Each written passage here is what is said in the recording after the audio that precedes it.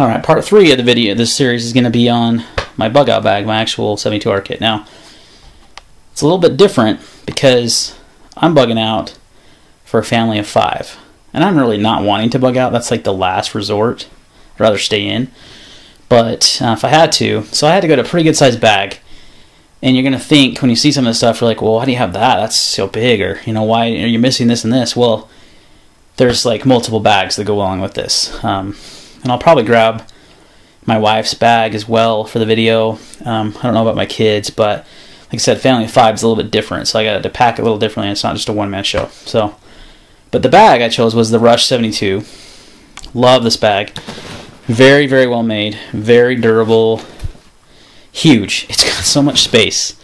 And I've got everything out of it right now for the most part, and so I'm going to kind of go through and show you what I put in the bag, and then I'll do some footage at the end showing the completed bag, and probably bring in my wife's bug out bag as well to show you kind of what's in there. So, alright.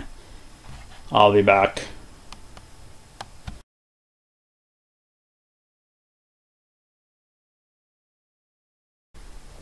Oh, we're recording. Alright. Okay, so we're going to go kind of through the contents of the bug out bag. Now, I'm doing this on the floor in my office, so I didn't know the best way to do this because a lot of stuff is spread out. So, what I've got a ton of paracord. That's a couple hundred feet of paracord. Some duct tape, some extra twine or rope or whatever. Some garbage bags. These should be replaced though with a heavier duty, like a leaf bag. I was just out of them, so I grabbed these.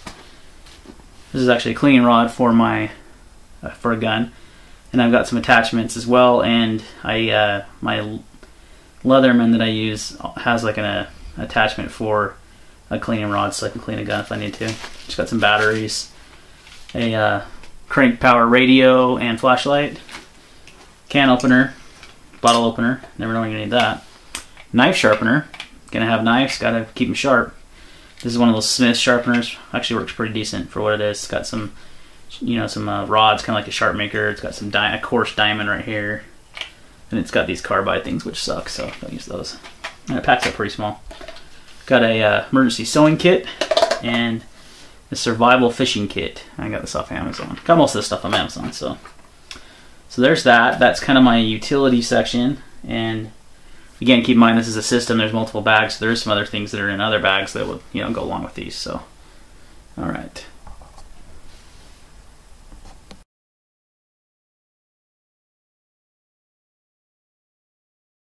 Moving on to. We got some emergency candles, a couple more of those, some lighting. I do have some glow sticks in the bag as well right now. Some of these Daytrix survival bars, or emergency ration bars. Worst case scenario, you eat those. Some water, some emergency drinking water, which is probably redundant with water filtration and stuff that I have. But then I've got these are really handy actually. This is like a little what do they call these things? Still got the tag? No. Bought at Walmart. Super lightweight. What is it, like a coffee? No, it's a grease catch, I think is what it is, or something like that. But it has this little catch thing here. But they actually work really well as stoves, from what I've read on the internet, seen on YouTube and stuff, and they're super lightweight. So I packed it with some ramen noodles, a bunch of oatmeal, some other food there, so I can cook off that. And then I've got another Esbit stove. This will stay in the bug out bag, not in the EDC bag, which is all again part of the system. This is one of those handy little Esbit stoves. Got some fuel tablets in there as well in that little bag. But this is like a cup and a stove. Got some more fuel tablets. It kind of sits like this. So pretty nifty. Definitely like it. So I've got a couple different little Esbit stoves, a bunch of one of those fuel tablets. What I like about those, they're a little more expensive than a lot of things, but they work and they lighten any kind of situation. So I've got a cup to eat out of, plus that larger container if need be. And again, I have a family, so we're gonna have some redundancies here, but it's kind of necessary. So just gonna put that back in its container. All right, moving on.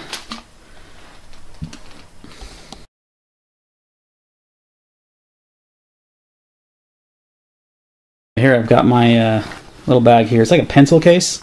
Got it at Walmart for like a couple bucks. That's where I keep all my toiletries.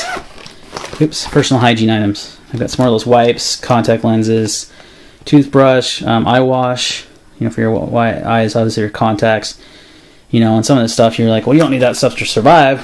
Some hand sanitizer. You know what? If I have to bug out, I'm going to try to be as comfortable as I possibly can, and these things are going to help. And nothing better than brushing your teeth, getting that fresh mouth feeling. Nothing better than be able to wash your face off with the towel, you know. So that goes in the pack. It even matches. So pretty cool. All right, next segment.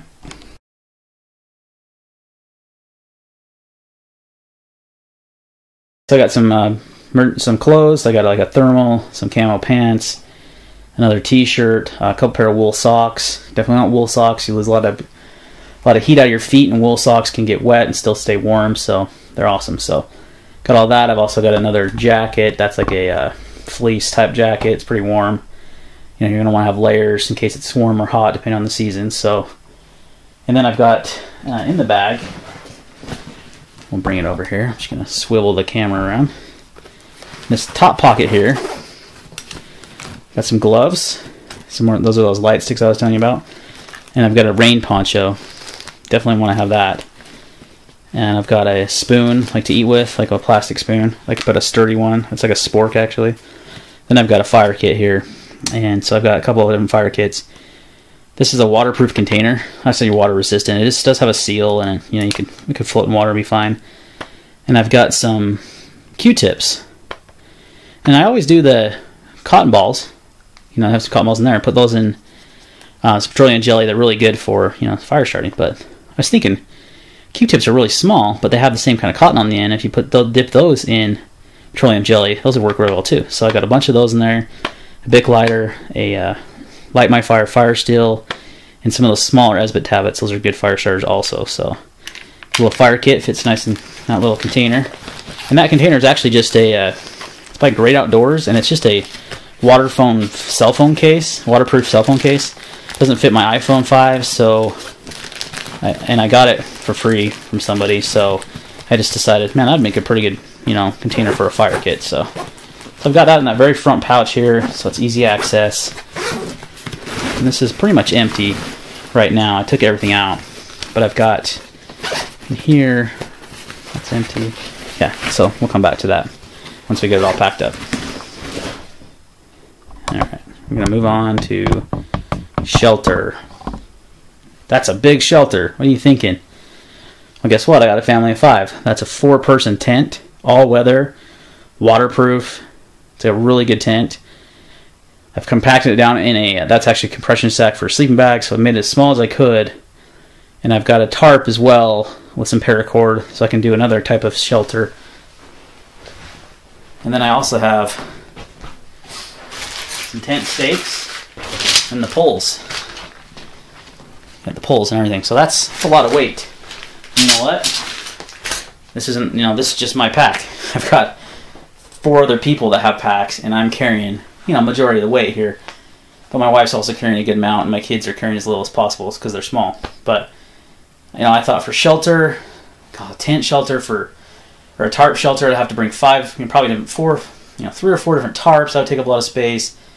I got this nice waterproof tent, and, you know, you cannot say enough about good shelter and how important it is. So that's what I'm using. I've also got some reflective pads that I forgot to put in here. I don't really feel like getting, so but that we'll sleep on, that we'll strap onto the packs as well. So yes, it is a large tent. It is kind of heavy, but guess what?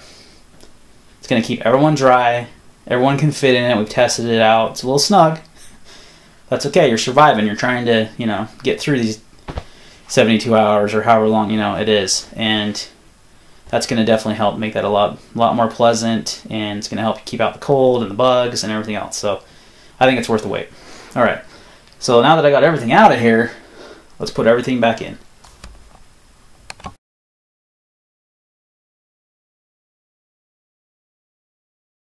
All right, there she is, all packed up in all her glory. See, I got the tent strapped at the bottom. Everything's packed inside, including the stakes or the poles, everything, all the clothes. Got my Becker BK9 on there, and I've actually got a lot of space. I've got more room. This side pocket's got a tarp in it. The other one's completely empty. I've got some more space in here that I can use. There's like a pouch in there. Plus all the MOLLE attachments. I mean, this bag is endless. So weighs in about 35 pounds, which isn't too bad for all the stuff that's in there, especially carrying a tent. So I'm okay with that. So that's kind of the finished product. And please feel free to critique it. Tell me what I need to add, what I don't really need to have. You know, we're all kind of in this to help each other out. So love to hear your thoughts and suggestions. And now I'm going to show you my my wife's bag. So here's my wife's bag. I'm just going to move the tripod. It's just easier. Little REI half dome. I've had this thing for like, jeez, oh man, 15 years plus probably. How about 15 years? It's a good bag. It's lasted forever. So she's got a rucksack type thing. You can see the Mora on the outside. And I'll kind of get to the contents here in a sec.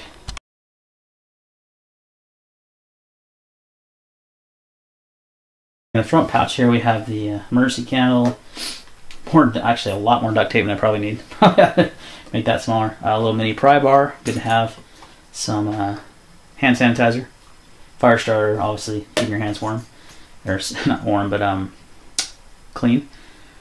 Little multi-tool, just a cheapie, but an extra one. And some big old burly gloves in case you need to handle, you know, some Todd or, you know, whatever you need to do with that. And she's got 2 water bottles, one right here, and one right here. And my plan is to add things to actually inside of these too, you know, utilize more space. So got 2 water bottle pockets there, and we'll get to the insides. Top pouch here, got a bungee cord, and then some more fire starting stuff here in this bag. This thing's a little thing's full of cotton balls, soaked in petroleum jelly, some water purification tablets, a lighter, a couple more candles, and a little sporks. So my goal is to eventually get everyone a life straw in the family. So, but I don't have those quite yet.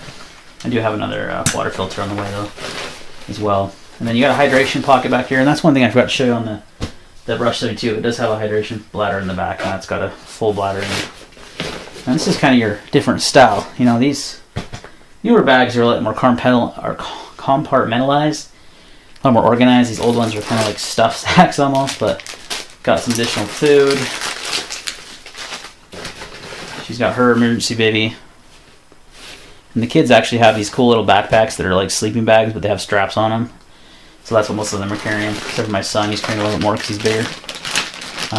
A lot, I mean, probably some redundancy, more emergency candles, more sporks, and she's carrying stuff, some wet towelettes. She's carrying for herself and for kids here. And I've got her jacket. She's got a change of clothes, a pair of wool socks, and then she's got, I'm not going to pull all this stuff out, but a change of clothes for my kids as well. So this little bag actually holds a ton. So that's one advantage to, you know, they're so stuffable. You can stuff a lot of stuff in there. Stuff a lot of stuff in there. It's kind of funny. But so probably some more redundancy there. But like I said, family of 5, 3 days. It's a long time. I thought she had more.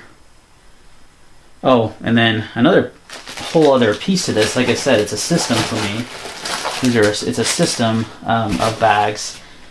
Is my car bag. So I'll actually bring that into do a video on that. That's my car emergency kit. And it all really ties together, so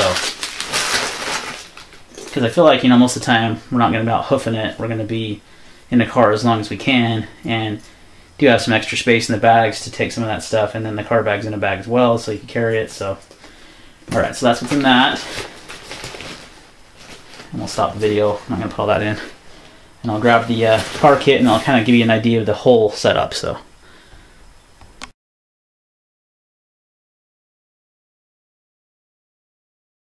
I'm thinking about before I get the car kit stuff out. This is what I was talking about earlier. Everyone in my family has one of these. The nice thing is they're real lightweight. I just got some rubber bands around them, and you can attach them to the sides of the bags to carry them. What they are is it's you know, basically like a sleeping. Helps if it's in the frame there. It's like a sleeping pad. Well, what it's made out of is a really highly reflective insulation. I think they use it in industrial types things and maybe in attics and stuff. You know, it's almost like you know, those packing bubbles almost, you know, that kind of stuff. So it's kind of, you know, it's a little softer, but it's reflective and it reflects your body heat. I actually slept out overnight on one of these, and it was kind of amazing how much it does reflect your body heat. So in combination with the emergency bivy, you know, you should stay pretty warm. There's a few videos on YouTube about this stuff. You can buy it at Lowe's, Home Depot, you know, your kind of hardware stores.